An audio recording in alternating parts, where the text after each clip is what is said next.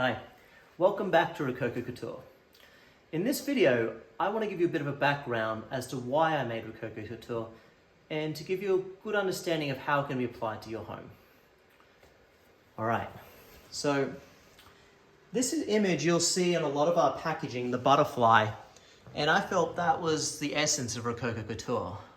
That's what we want to have, this sort of transformational gold effect to your home. This is the home where we make the Rococo Couture, and it's a kind of a 15th, 16th century French country style home.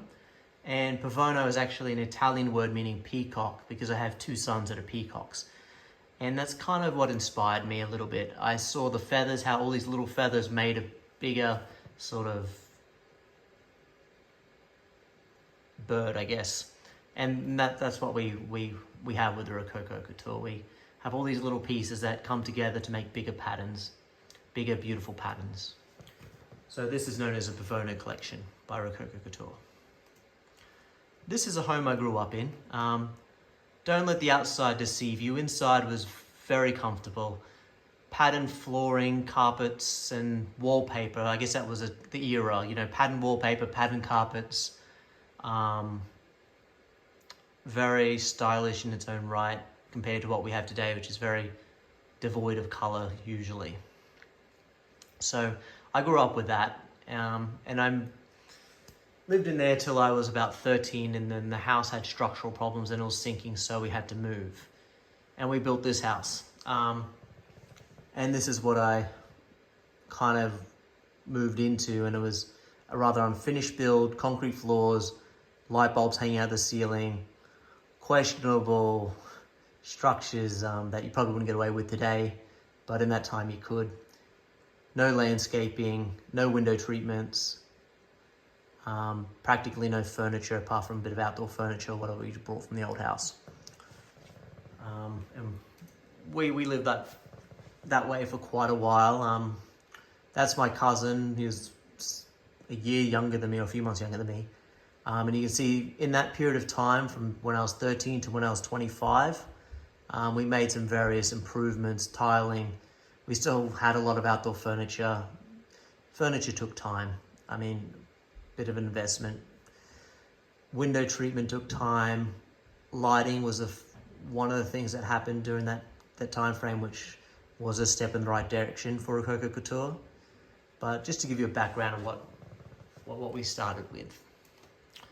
And then eventually we got yellow walls, tiled the floor, got a little bit of accessories, a bit of furniture, which still exists today pretty much. And that's one of the things I don't like, throwing anything out. So trying to keep all the old things, and you just have to try and make them work for you and add to them.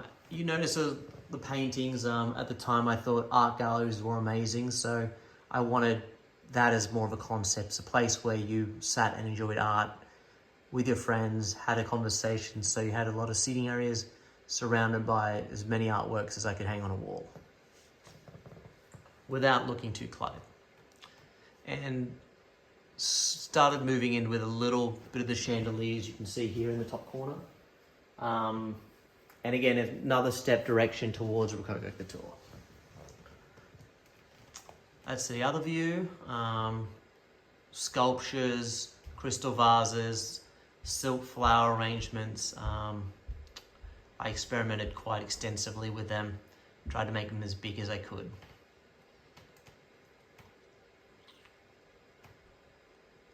This was pretty much how it was before I started working on the walls and doing the Rococo Couture. And that's what you'll see progressing today in our images, but that's what it started off. And a lot of people like that. It's simple, it's nice.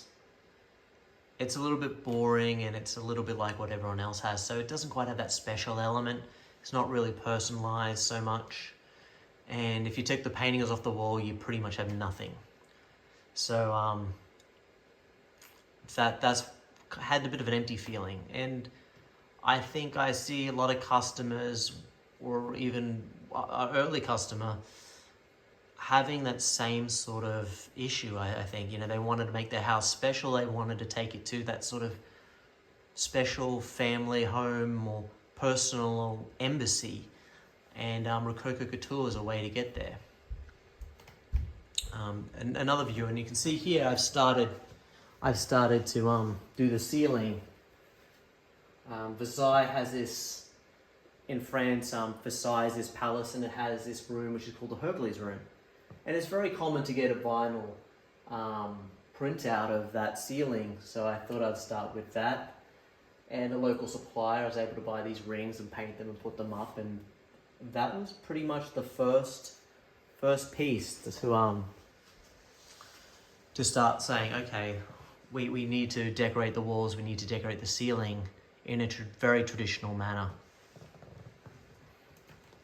So then I got married, and this is a Lotte Hotel in Seoul, and they're very big on this French Rococo style, so I very much insisted on my wife that we get married here.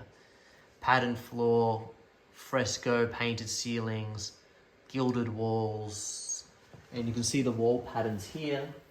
2 long panels connected at the top with basically a third panel in different arrangements, but there was a consistent panel here that would repeat, and you'd have these windows, which we'll see in other photos. But it had, striking chandeliers, beautiful furniture, a lower panel, an upper panel, a cornice, and an ornamented ring around the ceiling.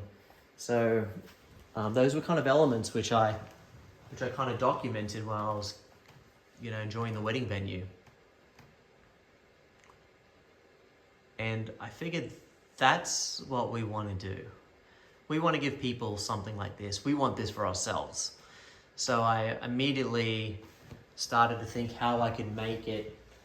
I needed to create pieces that flowed together, that framed a window, framed a wall, framed a fireplace or some other kind of occasional table, went all around the room. And then after I do the walls, then I have to one day do the ceiling. So Rococo Couture's got a long way to go, but we're slowly getting there. More simple kind of box frames and the secondary rooms, but in the main room, all about vertical panels connected with this sort of, in the classical order, we'd call that an entablature. Under a cornice, focal point in the chandeliers, big crystal chandeliers that sort of center the room type, right in the middle. So that's what we were aiming for. And then you have these kind of floral arrangements and vases in the middle of the tables. You'll see a lot of those here.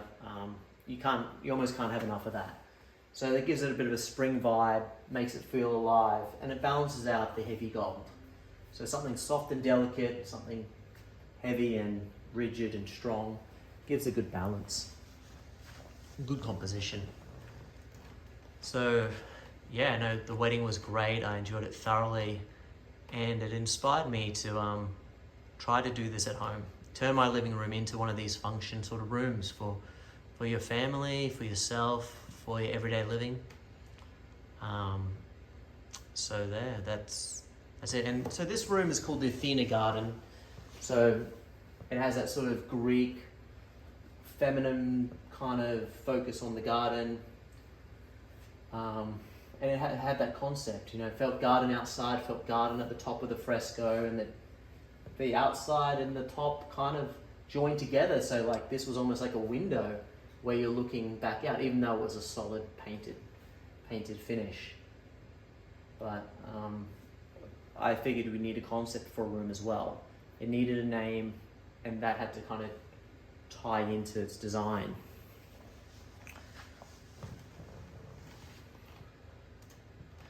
So yeah, just to sum up, wall panels, bottom, middle, top, a working understanding of classical order, framing windows, framing features, gold trim, I suppose, gold accents, a Renaissance style ceiling images, emphasis on crystal chandeliers, floral artworks and decorative glitzy accessories, and the antiques kind of gave the room a sense of time. So you felt like this had been here for a very long time, well before you, and you just were fortunate enough to enjoy it. Your paths crossed. So I wanted that sort of aesthetic that when you walked into the room, you felt it had been there for hundreds of years and you were just like a tourist in your own room. And it keeps it fresh, you know, it doesn't get old. And finally, the room needed a name, it needed a concept. So that was a starting point for me to move into Rococo Couture. Rococo being the style and Couture being taking that style and fitting it to your walls, your room, your house, which every wall is going to be different. Every house is going to be different. So it was very much a couture and very much handmade, all handmade. So it had that